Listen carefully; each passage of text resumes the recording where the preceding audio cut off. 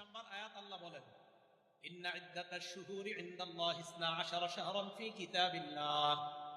আল্লাহ যেদিন আসমান জমিন বানিয়েছেন ওই দিন থেকেই আল্লাহর কিতাবে লেখা আছে আল্লাহর গণনায় মাস সমূহের গণনা হলো 12 শাহর, 12 মাস। বলেন তো, আসমান জমিন যেদিন সৃষ্টি করেছে আল্লাহ, সেদিন থেকে আল্লাহর কাছে মাসের গণনা বছরে কয় মাস? 12 মাস। মিনহা আরবাতুন হুরুম, এই 12 মাসের মধ্যে 4 মাস সম্মানিত মাস। এই 4 মাস সম্মানিত, এটা আবার কোত্থেকে জানবো আমরা? 4 মাসের ব্যাখ্যা করে জানায় আল্লাহ নবী, হাদিসের মধ্যে ব্যাখ্যা জানায় দেয়। এই 4 মাসের ব্যাখ্যা বুখারীর মধ্যে তালাশ করে পেয়ে যাও। সহিহ বুখারীর 3197 নম্বর হাদিসের বর্ণনা। আল্লাহ নবী বলেন, আজ-জামানু ক্বাদ ইস্তাদারা কাহাইআতিহি ইয়াওমা খালাকাস সামাওয়াতি ওয়াল আরদ। আসমান জমিন যেদিন আল্লাহ বানাইছেন ওই দিন সময় যেইভাবে আবর্তিত হচ্ছে, আজও সময় ওইভাবে তার আগের রূপে ফিরে এসেছে। এবার আল্লাহ নবী বলেন, শোনো তোমরা, as-sanatu 12 শাহরা, বছর হয় 12 মাসে। মিনহা আরবাতুন হুরুম, এই 12 মাসের মধ্যে 4টা মাস সম্মানিত। সালাসাতুন মুতাওয়ালিয়াত, 3টা মাস ধারাবাহিক। ওলামারা ছাড়া আপনারা বলেন 4 মাস সম্মানিত, 3টা মাস ধারাবাহিক। বলেন 4 মাস সম্মানিত, 3টা মাস ধারাবাহিক।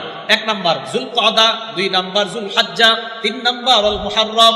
জিলকদ, জিলহজ, মুহররম, বাকি রইল কয়টা? একটা। ওয়া রজব মুজার বাইনা জুমাদা ওয়া শাবান, জুমাদাল উখরা এবং শাবান মাসের মাঝখানে রজব মাস। তাহলে এই 4 মাস আল্লাহর কাছে সম্মানিত। আলেমরা চুপ, অন্যরা বলেন 4 মাস কোনটা কোনটা? 1 জিলকদ, 2 জিলহজ, 3 4 নাম্বার রজব, 4 নাম্বার। তবে এই 4 মাস সম্মানিত মানে রমজান ছাড়া। কি ছাড়া? রমজান তো আল্লাহর কাছে শ্রেষ্ঠ মাস। আল্লাহর কাছে শ্রেষ্ঠ মাস কোনটা? রমজান। হ্যাঁ, এই দলিল আমরা দিব ইনশাআল্লাহ, আসতেছে। তো আল্লাহর কাছে শ্রেষ্ঠ মাস রমজান মাস। তো মুহররম মাসের তাৎপর্য আমরা কোরআন থেকে জানলাম, হাদিস থেকে জানলাম। 2 নম্বর আলোচনা, মুহররম মাসের একটা নির্দিষ্ট তারিখ আছে, যে তারিখটা খুব গুরুত্বপূর্ণ, 10 তারিখ। এই 10 মুহররম রোজা রাখার তাৎপর্য। সহিহ বুখারী হাদিস নাম্বার 2004 নম্বর হাদিস। এই হাদিসের বর্ণনাকারী আব্দুল্লাহ ইবনে আব্বাস রাদিয়াল্লাহু তাআলা আনহুমা। আব্দুল্লাহ ইবনে আব্বাস রাদিয়াল্লাহু তাআলা আনহুমা বলেন, কাদিমান নবিয়্যু সাল্লাল্লাহু আলাইহি ওয়াসাল্লাম আল মাদিনা, নবীজি মদিনায় আগমন করলেন। আগমন করার পর ফারাআল ইয়াহুদা তাসুমু ইয়াউমা আশুরা, নবীজি দেখলেন ইহুদিরা আশুরার দিন 10 মুহররম রোজা রাখে। নবীজি প্রশ্ন করলেন, মা হাদা, এই দিন তোমরা রোজা রাখো কেন? এটা আবার কোন দিন? ইহুদিরা জবাব দেয়, হাদা ইয়াউমুন সালিহ, এটা একটা নেক দিন, এটা একটা ভালো দিন। হাদা ইয়াউমুন নাজ্জাল্লাহু ফীহি বনি ইসরাঈল মিন আদুবিহিম, এটা এমন একটা দিন যেই দিন বনি ইসরাঈলকে তাদের শত্রু থেকে আল্লাহ মুক্তি দান করেছেন। ফাসামাহু মূসা, এই দিনের শুকরিয়া আদায় করার জন্য মূসা নবী রোজা রাখলেন। এই জন্য আমরাও রোজা রাখি। আল্লাহ নবী বললেন, ফানা আহাক্কু বিমূসা মিনকুম, আমি তোমাদের চাইতে মূসা নবীর বেশি নিকটবর্তী, বেশি মোহাব্বত করি, বেশি হকদার। এই কথা বলার পর ফাসামা, আল্লাহর নবী নিজে রোজা রাখলেন, সাহাবাদেরকে বললেন তোমরাও রোজা রাখবা। ইহুদিদেরকে দেখলেন 10 মুহররম রোজা রাখে। নবীজি বললেন, কেন রোজা রাখো? কয়, বনি ইসরাইলকে আল্লাহ 10 মুহররম তার শত্রুদের থেকে মুক্তি দিছে, তাই মূসা নবী শুকরিয়া করার জন্য রোজা রাখছে, আমরাও রোজা রাখি। নবীজি সাল্লাল্লাহু আলাইহি সাল্লাম বললেন, মূসা নবীরে আমি বেশি মহব্বত করি, তাই নবীও রোজা রাখলেন, সাহাবাদেরকে রোজা রাখতে বললেন। তাহলে হাদিস থেকে আমরা 10 মুহররম রোজার তাৎপর্য পেয়ে গেলাম। 3 নাম্বার আলোচনা, 10 মুহররম রোজা রাখার যে তাৎপর্য, এটা পাওয়ার পর এখন বুঝবো আমরা 10 মুহররম রোজা রাখার গুরুত্ব। মনে রাখবেন 4টা আমল। বলেন সবাই, কয় আমল? 4 আমল নবীজি ছাড়তেন না। 4 আমল নবীজি ছাড়তেন না। নাসাই শরীফ হাদিস নাম্বার 2416 নম্বর হাদিস। 15 নম্বর হাদিসের মধ্যে আসছে, 16 নম্বর হাদিসের মধ্যে আসছে। 15 নম্বর হাদিসে আসছে একটা, 16 নম্বর হাদিসে আসছে 4টা। হাদিসের বর্ণনাকারী নবীজির বিবি আম্মাজান হাফসা রাদিয়াল্লাহু তাআলা আনহা। এই আম্মাজান হাফসা বলেন, আরবাউন লাম ইয়াকুন ইয়াদউহুন্না নবিয়্যু সাল্লাল্লাহু আলাইহি ওয়াসাল্লাম, 4টা আমল আল্লাহ নবী কখনো ছাড়তেন না। 1 নাম্বার সিয়ামা ইয়াউমি আশুরা, মুহররমের 10 তারিখের রোজা আল্লাহ নবী ছাড়তেন না। 2 নাম্বার আল আশরা, জিলহজ মাসের প্রথম দশকের রোজা আল্লাহ নবী ছাড়তেন না। 3 নাম্বার সালাসাত আইয়ামিন মিন কুল্লি শাহরিন, প্রত্যেক মাসের 13, 14, 15 আইয়ামে বীজের রোজা আল্লাহ নবী ছাড়তেন না। 4 নাম্বার ওয়া রাকাতাইনি ক্বাবলা সালাতিল গাদাত, ফজরের আগের 2 রাকাত সুন্নাত আল্লাহর নবী কখনো ছাড়তেন না। আমরা খালি সুন্নাত উড়াই দিতে চাই, কি করতে চাই? হ্যাঁ, আমরা সুন্নাত উঠিয়ে দিতে চাই, অথচ রাসূল আকরাম সাল্লাল্লাহু আলাইহি সাল্লাম ফজরের আগের 2 রাকাত সুন্নাত কখনো ছাড়তেন না। হ্যাঁ, সাধারণ জনগণ মন দিয়ে শোনেন, আবার বলি, এরপর আপনারা বলবেন। 1 নাম্বার, মুহররমের 10 তারিখের রোজা নবীজি ছাড়তেন না। 2 নাম্বার, জিলহজ মাসের প্রথম দশকের রোজা ছাড়তেন না। 3 নাম্বার, প্রত্যেক মাসে 3টা রোজা 13, 14, 15 আইয়ামে বীজের রোজা নবীজি ছাড়তেন না। 4 নাম্বার, ফজরের আগের 2 রাকাত সুন্নাত নবীজি ছাড়তেন না। 4 নাম্বারটা তো ছাড়ার কোনো সুযোগ নাই। বাকি 3টা যদি পারেন, সম্ভব হলে আমরা রাখবো, সম্ভব না হলে রাখবো না। আল্লাহ আমাদেরকে সবগুলাই আমল করার তৌফিক দান করেন। এবার আপনারা বলেন তো, এই 4টা আমি খালি আঙ্গুল উঠাবো, আপনারা বলেন। 1, 10 আশুরার রোজা, 2, 10, 3, 4 ফজর আগের সুন্নাত। আমি কিন্তু ক্লাস এমনি করাই, আর আমি মাহফিলে ক্লাসই মনে করি, এটা কোনো ওয়াজ না। আমি বলবো, আপনারা একটু পরে বলবেন, বাস এইভাবেই তো আমাদের ইসলাম প্রচার হলো। 4 আমল রাসূল আকরাম সাল্লাল্লাহু আলাইহি সাল্লাম কখনো ছাড়তেন না। মনে থাকবে না ইনশাআল্লাহ? আল্লাহ আমাদের সকলকে মনে রেখে আমল করার তৌফিক দান করেন। 4 নাম্বার, মুহররম মাসের রোজার তাৎপর্য, ফজিলত। আগে তো গেল তাৎপর্য, এখন ফজিলত শুনবো। মুহররমের রোজার ফজিলত, 10 তারিখের রোজার ফজিলত না, মুহররমের রোজার ফজিলতটা শুনেন। মুহররমের রোজার ফজিলত মুসলিম শরীফের 2645 নাম্বার হাদিস, আমাদের কওমি মাদ্রাসার পাঠ্যপুস্তক অনুযায়ী 1163 নাম্বার হাদিস। এই হাদিসের মধ্যে আসছে রাসূল আকরাম সাল্লাল্লাহু আলাইহি ওয়াসাল্লাম বলেন, আফজালুস সিয়ামি বাদা রমাদান শাহরুল্লাহিল মুহররম, রমজান মাসের পরে আল্লাহর কাছে সবচাইতে শ্রেষ্ঠ হলো মুহররম মাসের রোজা। নবীজির কাছে সবচাইতে শ্রেষ্ঠ রোজা রমজান মাসের পরে মুহররমের রোজা।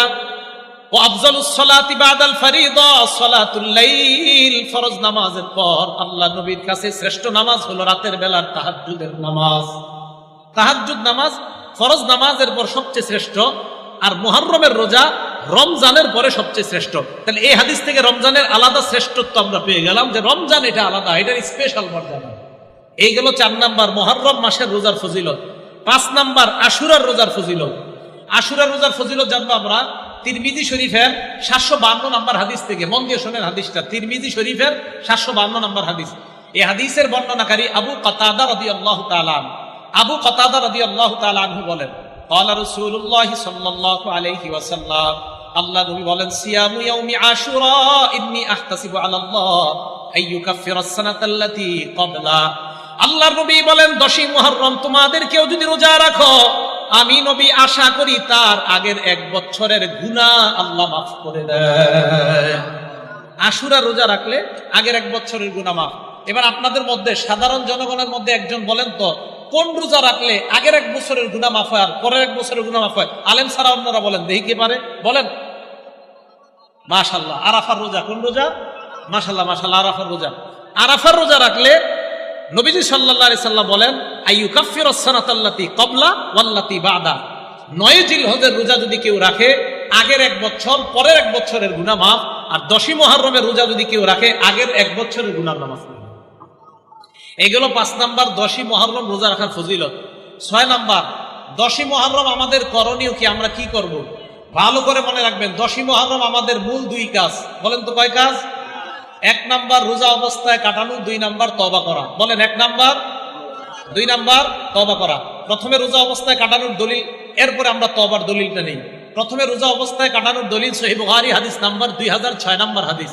আব্দুল্লাহ ইবনে আব্বাস রাদিয়াল্লাহু তাআলা আনহুমার বর্ণনা, তিনি বলেন, মা রাআইতু রাসূলুল্লাহি সাল্লাল্লাহু আলাইহি ওয়াসাল্লাম ইয়াতাহাররা সিয়ামা ইয়াউমিন ফাদ্দালাহু আলা গায়রিহি ইল্লা হাদাল ইয়াউম ইয়াউমা আশুরা ওয়া হাদা আশ-শাহর ইয়ানি শাহর রমাদান।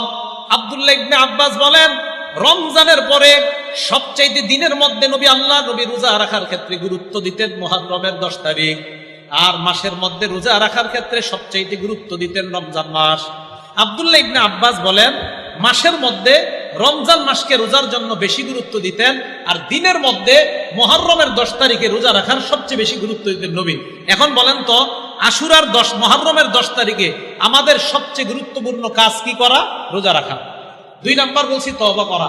তওবার দলিল কোথায় পাবো আমরা? তিরমিজি শরীফের 741 নাম্বার হাদিস। দেখেন হাদিস, আব্দুল্লাহ ইবনে আব্বাস রাদিয়াল্লাহু তাআলা আনহুমার বর্ণনা, তিনি বলেন, আমার রাসূলুল্লাহ সাল্লাল্লাহু আলাইহি ওয়াসাল্লাম বিসাওমি ইয়াউমি আশুরা, নবীজি মুহররমের 10 তারিখে রোজা রাখার হুকুম করছেন।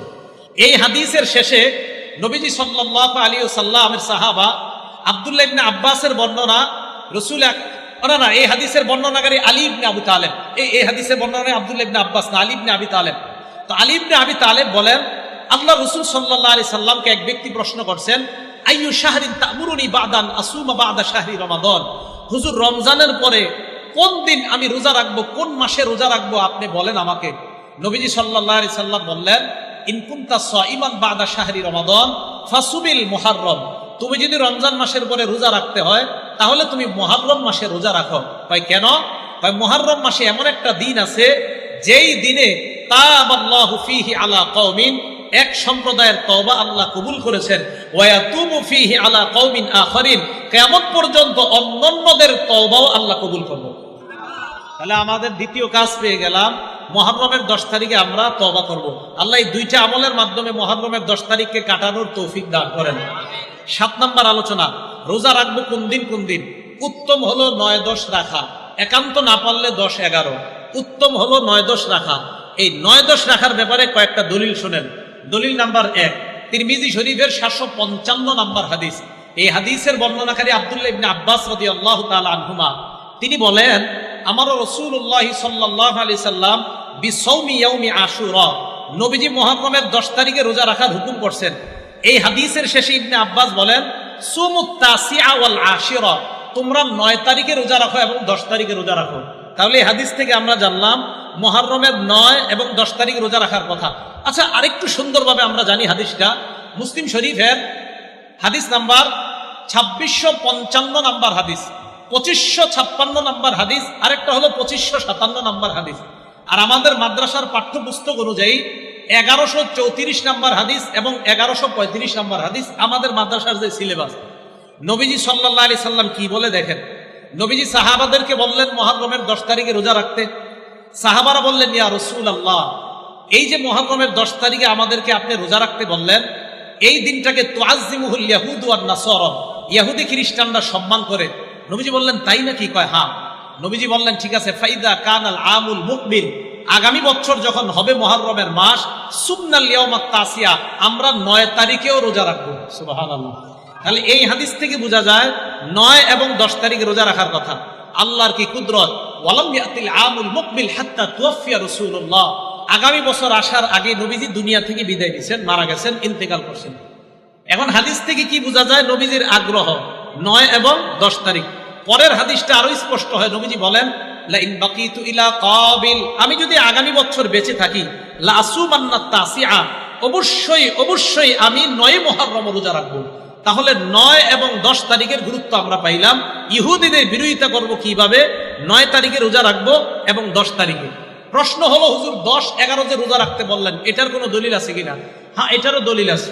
সহিহ ইবনে খুজাইমা হাদিসের কিতাবের নাম 3 নম্বর খণ্ড 506 নম্বর পৃষ্ঠা। হাদিসের বর্ণনাকারী আব্দুল্লাহ ইবনে আব্বাস রাদিয়াল্লাহু তাআলা আনহুমা, এই আব্দুল্লাহ ইবনে আব্বাস রাদিয়াল্লাহু তাআলা আনহুমা বলেন, সুমু ইয়াউমা আশুরা, তোমরা মুহররমের 10 তারিখে রোজা রাখো।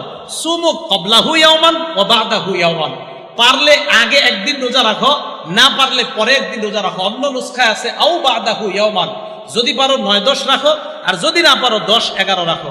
তাহলে বলেন তো গুরুত্ব কোনটা? 9 এবং 10। আবার গুরুত্ব কোনটা? 9 এবং 10। না পারলে 10 এবং 11। মনে থাকবে তো ইনশাআল্লাহ? আল্লাহ আমাদের সকলকে 9-10 এই 2 দিন যেন আমরা রোজা রাখতে পারি, আল্লাহ তৌফিক দান করেন।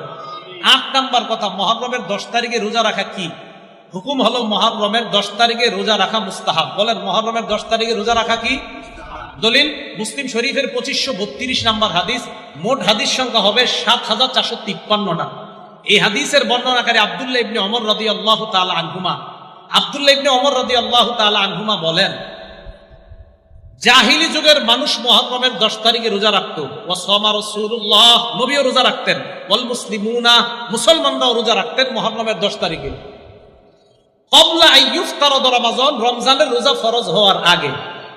আব্দুল্লাহ ইবনে ওমর বলেন, ফালাম্মা ফতুরিদ রমাদান, রমজানের রোজা যখন ফরজ হয়, আল্লাহ নবী বললেন, ফামান শাআ সামা ওয়া মান শাআ তারাকা, রমজানের রোজা ফরজ হওয়ার পর আল্লাহ নবী বললেন, কেউ মন চাইলে এখন তোমরা মুহররমের 10 তারিখের রোজা রাখতে পারো, কারো মন চাইলে তোমরা না রাখতে পারো। তাহলে রমজানের রোজা ফরজ হওয়ার আগে আল্লাহর নবী আবশ্যকীয়ভাবে সাহাবাদেরকে মুহররমের 10 তারিখের রোজা রাখাইতেন। আর যখন রমজানের রোজা ফরজ হয়ে যায়, নবী বললেন, কেউ চাইলে তোমরা 10 তারিখে রোজা রাখতে পারো, না চাইলে তোমরা রাখতে নাও পারো, কোনো সমস্যা নাই। এই হাদিস থেকে বুঝলাম মুহররমের 10 তারিখে রোজা রাখা মুস্তাহাব। 9 নাম্বার কথা, মুহররমের দিন বর্জনীয়। ভালো করে মনে রাখবেন, 7টা বর্জনীয়। বলেন কয়টা? 1 নাম্বার, তাজিয়া মিছিল বের করা। তাজিয়া একটা কবরের মতো বানায়া এটার এলাকা এলাকায় ঘুরানো, এটার সামনে নজরানা পেশ করা। এই নজরানা আপনারা খাবেন না। 2 নাম্বার, একটা ঘরকে কেন্দ্র করে মুরসিয়া পাঠ করা। এগুলার মধ্যে অনেক কুসংস্কার হয়, এই অনুষ্ঠানে যাবেন না। 3 নাম্বার, বিলাপ করা। বিলাপ করা নিষেধ। সহিহ বুখারী হাদিস নাম্বার 1298 নাম্বার হাদিস, ইবনে মাজাহ হাদিস নাম্বার 1584 নাম্বার হাদিস। রাসূল আকরাম সাল্লাল্লাহু আলাইহি সাল্লাম বলেন, লাইসা মিন্না মান দারাবাল খুদুদ ওয়া শাক্কাল জুয়ুব ওয়া দাআ বিদাওয়াল জাহিলিয়া। ওই ব্যক্তি আমার উম্মতের অন্তর্ভুক্ত না যে ব্যক্তি শরীরে আঘাত করে, যে ব্যক্তি জামা কাপড় টেনে ছিঁড়ে ফেলে, যে ব্যক্তি জাহিলি যুগের মতো মাতম করে। বলেন তো, মুহররম মাসকে কেন্দ্র করে একদল মানুষ তারা না বুঝে নিজেদের শরীর রক্তাক্ত করে কিনা? রাসূল আকরাম সাল্লাল্লাহু আলাইহি সাল্লাম বললেন, তারা আমার উম্মতের অন্তর্ভুক্ত না। জানেন, আশ্চর্য একটা হাদিস, সহিহ বুখারী হাদিস নাম্বার 1296 নাম্বার হাদিস। এই হাদিসের মধ্যে আসছে, ইন্না রাসূলুল্লাহি সাল্লাল্লাহু আলাইহি সাল্লাম বারিউম মিনাস সালিকাহ ওয়াল হালিকাহ ওয়াশ শাক্কা। রাসূল আকরাম সাল্লাল্লাহু আলাইহি সাল্লাম ওই ব্যক্তি থেকে মুক্ত, ওই নারী থেকে মুক্ত, যেই নারীরা বাপ মারা যাওয়ার পরে জোরে জোরে চিৎকার করে কান্নাকাটি করে আর বলে, আল্লাহ আমার আব্বারই দেখলো, আর কাউরে দেখলো না। আসি কিন্তু এলাকার মধ্যে, আজরাইল আমার ঘরটা চিনল, আর কারো ঘর চিনল না। নবী কয়, এই নারী থেকে আমি মুক্ত। এই জাতীয় কর্মকাণ্ড যারা করবে তাদের থেকে আমি মুক্ত। শাক্ক, জামা কাপড় ছিঁড়ে ফেলে এই জীবন আমি আর রাখবো না, নবীজি কয় তার থেকে আমি মুক্ত। হালিক, এই কোন শোককে কেন্দ্র করে মাথা মুন্ডন করে, নবী কয় তার থেকে আমি মুক্ত। তাহলে আপনাদের কাছে জানতে চাই, মুহররম মাসকে কেন্দ্র করে মাতম করা হালাল না হারাম? এটা করা যাবে না। আল্লাহ আমাদের সকলকে বেঁচে থাকার তৌফিক দান করেন। একটা কিতাব আছে নাম আল জামিউস সগীর। এই কিতাবের 4201 নাম্বার হাদিস। এই হাদিসের মধ্যে আসছে, রাসূল আকরাম সাল্লাল্লাহু আলাইহি সাল্লামের মেয়ে জয়নব রাদিয়াল্লাহু তাআলা আনহা মারা গেছে। এই জয়নব মারা যাওয়ার পর বাকাতিন নিসা, নারীরা কান্নাকাটি শুরু করছে। ফাজাআলা উমর ইয়াদরিবুহুন্না বিসাউতিহি। হযরত ওমর চাবুক ধরছে সবগুলার মাথায়, কি করো, থামো সব, কাঁদতেছে। নবীজি বললেন, মাহলাম ইয়া উমর, ওমর থামো, একটু নরম হও। এবার আল্লাহর নবী নারীদেরকে বললেন, ইয়াকুন্না ওয়া নাঈকাশ শাইতান, শয়তানের আওয়াজ থেকে তোমরা বাঁচো। শয়তান এইভাবে বিলাপ করে, জোরে জোরে কান্নাকাটি করে, তার আওয়াজ থেকে তোমরা বাঁচো। আল্লাহ নবী বললেন, শোনো, মাহমা ইয়াকুনু মিনাল আইনি ওয়াল কলব, চোখের পানি যদি আসে আর অন্তর থেকে যদি চোখের পানি আসে, ফামিনাল্লাহ ওয়া মিনার রাহমাহ, অটোমেটিক যদি চোখের পানি আসে কারো শোকে, এটা আল্লাহর পক্ষ থেকে রহমত। অটোমেটিক যদি চোখের পানি আসে, এটা আল্লাহর পক্ষ থেকে রহমত। এবার আল্লাহ নবী কি বলে, আমার দিকে তাকান, ওয়া মাহমা ইয়াকুনু মিনাল লিসান, আর যদি জবান থেকে হয়, ওয়াল ইয়াদি, এবং হাত থেকে। দেখেন, জবান থেকে আর হাত থেকে দেখেন। জবানে বলে হায়, হাতে দিয়ে আঘাত করে, হায় আঘাত, হায় আঘাত। জবান আর হাত, জবান আর হাত, শোকে জবান ব্যবহার হচ্ছে, হাত ব্যবহার হচ্ছে। নবীজি কয় ফামিনাশ শাইতান, এটা শয়তানের পক্ষ থেকে। জবান আর হাত ফামিনাশ শাইতান, নবী বলছেন এটা শয়তানের পক্ষ থেকে। এটা মেশকাতে পাবেন আপনার হাদিসটা, বাকি আল জামিউস সগীরের মধ্যে সনদ সহিহ আসছে, তাই আমি এটা বর্ণনা করলাম। বর্তমানে আবার সহির যুগ চলতেছে। কিসের যুগ? মাশাআল্লাহ, এই জন্য সহিগুলাই বলার চেষ্টা করতেছে। আজ যাই হোক, রাসূল আকরাম সাল্লাল্লাহু আলাইহি সাল্লাম এই কথাটা বললেন। এটা হলো 9 নাম্বার কথা। 10 নাম্বার, কারো মৃত্যুতে আমাদের কি করণীয়? মনে রাখবেন, কারো মৃত্যুতে আমাদের কি করণীয়? এলাকার কেউ মারা যায় না, কারো মৃত্যুতে আমাদের 1 নাম্বার করণীয়, বলেন ইন্না লিল্লাহি ওয়া ইন্না ইলাইহি রাজিউন, এটা পড়া। 2 নাম্বার করণীয়, বুখারী শরীফের 1284 নাম্বার হাদিস থেকে একটা দোয়া শিখাবো, আজকে থেকে এটা পড়বেন। নবীজির কন্যা, মানে নবীজির এক নাতি মারা যায়। মারা যাওয়ার পর, মারা যাবে যাবে অবস্থা, নবীর কন্যা আল্লাহ নবীর কাছে সংবাদ পাঠাইলেন, আব্বা ইন্না ইবনালি কুবিজ, আব্বা আমার ছেলেটা মুমূর্ষু অবস্থায় আছে, মারা যাবে যাবে অবস্থা, আব্বা মেহেরবানি করে আমাদের বাসায় একটু আসেন। বুখারীর বর্ণনা।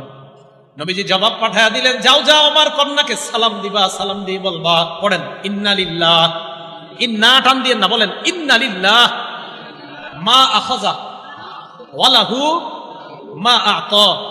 আবার ইন্না লিল্লাহ মা আখাযা, যেটা নিয়ে যায় এটাও আল্লাহর, বলেন যেটা রেখে দেয় এটাও আল্লাহর।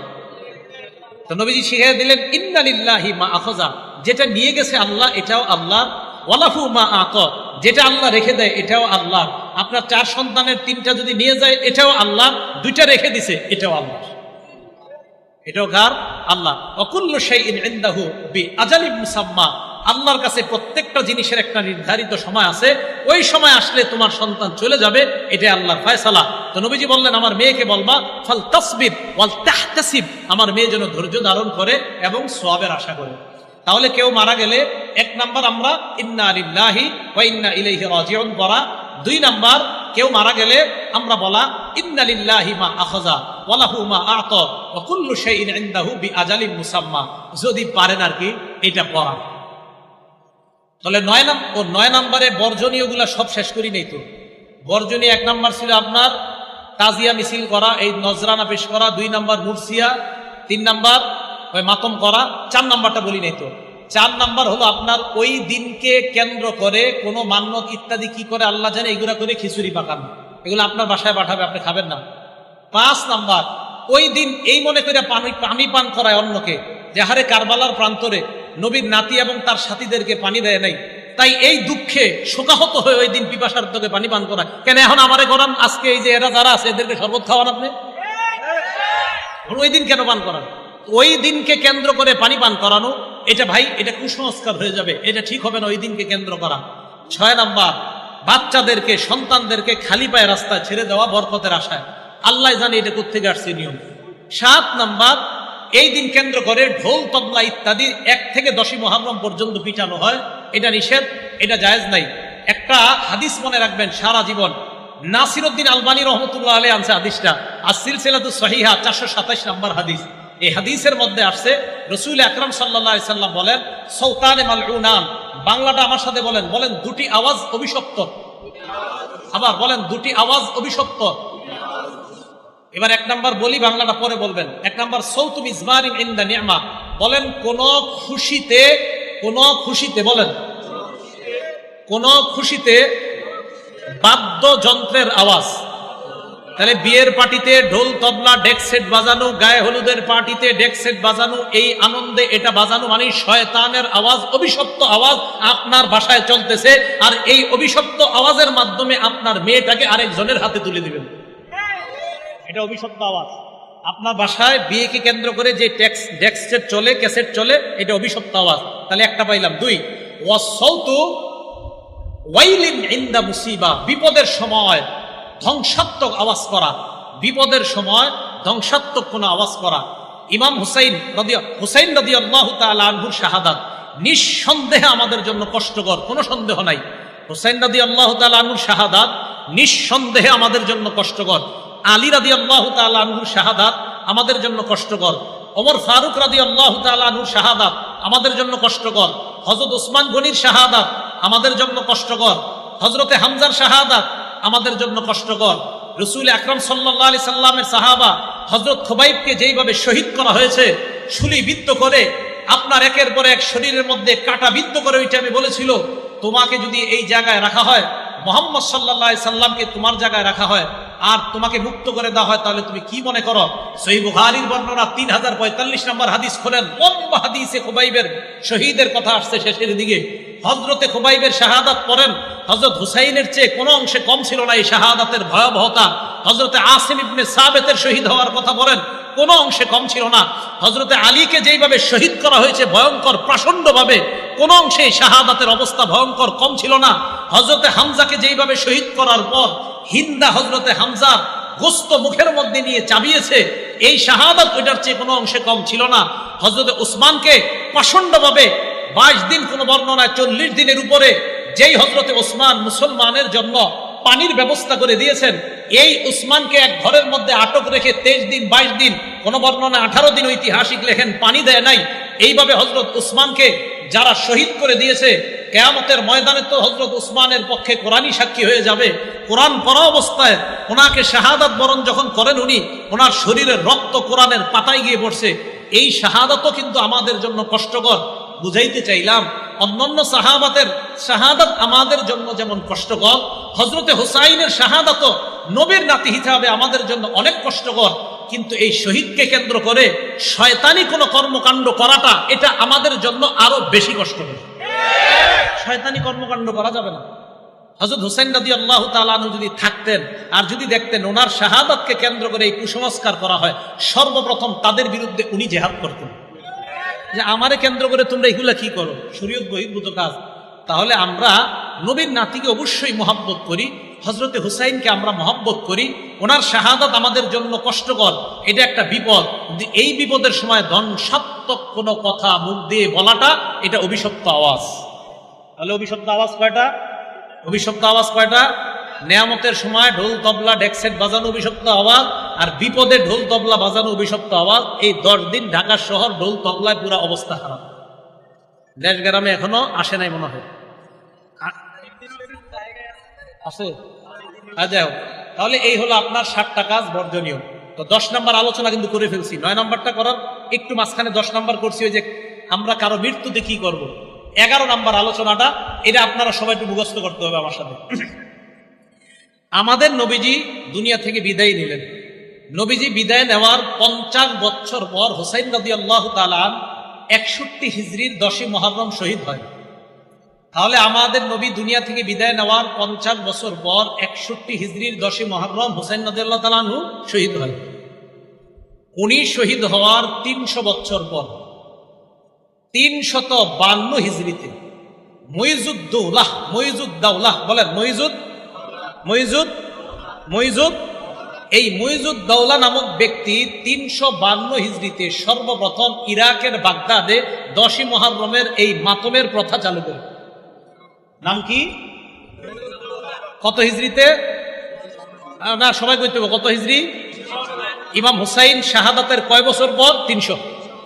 হুসাইন শহীদ হইলেন 61 হিজরির 10ই মুহররম, এরও প্রায় 300 বছর পর 352 হিজরির 10ই মুহররমকে মুইজুদ্দৌলা নামক এক ব্যক্তি ইরাকের বাগদাদের মধ্যে এই প্রথা চালু করে। এরপরে 363 হিজরিতে এই প্রথাটা মিশরে ছড়ায় পড়ে, মিশর থেকে পুরা দুনিয়ার মধ্যে ছড়ায় পড়ে। এখন আপনাদের কাছে আমি জিজ্ঞাসা করতে চাই, 10ই মুহররম যে ইত্যাদি বিভিন্ন কাজগুলা করা হয়, বলেন তো কত হিজরি থেকে? 300। কে শুরু করছে? কোন এলাকায়? বাগদাদে। এরপরে এটা কোথায় গেছে? মিশর। এরপর সারা দুনিয়াতে। এই কথাগুলো আমাদের কিতাবে আছে, মানে আমরা যারা কিতাব পড়ি, আমাদের মতো আলেম যারা, তারা লেখছে। মানে আপনার আল বিদায়া ওয়ান নিহায়ার লেখক লেখছে, আল্লামা ইবনে আসির লেখছে। তো বলবে এই হুজুর তোমরা বানায় লেখছো। এখন কথা হলো শিয়া ভাইদের কিতাবে কি আছে দেখি। কাদের কিতাবে? এক শিয়ার লেখকের নাম সৈয়দ আমির আলী। বলেন কি নাম? উনি কি শিয়া? এই লেখক উনি কি? সাবধান, কাউকে আপনারা আঘাত করে কথা বলবেন না, শিয়া ভাইদেরকেও মহব্বতের সাথে বুঝাইবেন। সৈয়দ আমির আলী উনি কি ছিলেন? একজন স্পিরিট অফ ইসলাম। বলেন কি নাম? Story of evolution.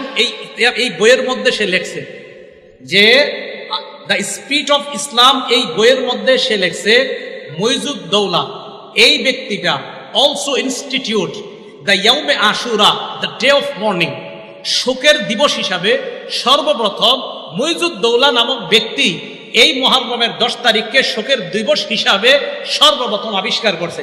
বলেন তো এই লেখাটা কি আমাদের না একজন শিয়া লেখকের?